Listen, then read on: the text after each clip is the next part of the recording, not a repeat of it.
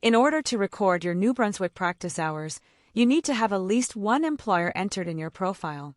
Your employer information will generally carry over from the previous year and will have a space for you to enter your practice hours. Let's review how to add an employer if you do not see it in your profile under current employment. The first thing is to click on the Add button to open a section for you to add your employer details. Start typing the name of your employer, then wait a moment for the list of employer names stored in our system to populate. Select your employer from the list. The address should match the location of the facility where you physically go to work.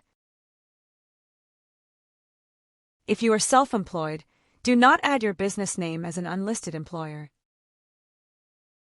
Instead, choose one of the self-employment options, self-employed foot care, or self-employed for non-foot care-related self-employment.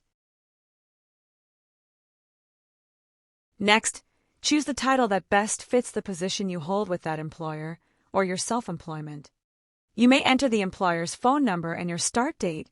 However, these are not required fields. If you are going on leave or discontinuing working for that employer, enter the last day you worked in the end/leave date, even if you will be returning to work with the same employer at a later date, for example, if you are going on parental leaving. On the other hand, if there are no breaks in working for this employer, an end date doesn't apply to you, so leave this box empty. Next, from the drop-down list, select your employment status, either full-time, part-time, or casual. Then, select your main area of practice. You may also choose a secondary area of practice if it applies to you for this employer. And finally, enter your practice hours for the year for that employer. Full-time is considered as 1,950 hours. If you work part-time, do your best to estimate your hours. If you selected for the practice hours audit, hours will be confirmed by your employer. Remember, if you are self-employed, you should be keeping a log of your appointments and practice hours. If you have another employer to add, for example if you are starting a new job or taking on shifts with second employer, click the Add button again to add another employer. It is worth noting that you do not remove an employer. If you are changing employers, you enter an end date for your current employer, then use the Add button to enter the information about your new employment.